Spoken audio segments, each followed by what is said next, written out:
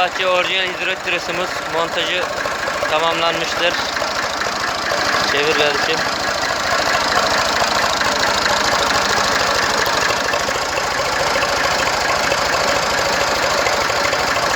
Dönmedi mi? Parası geri.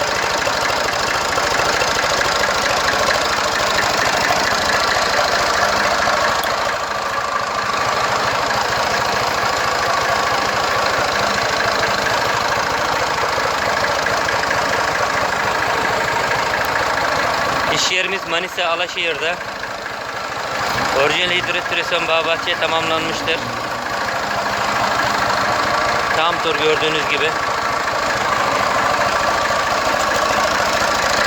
Eski direksiyonunu çıkardık. Yeni orijinal direksiyon taktık.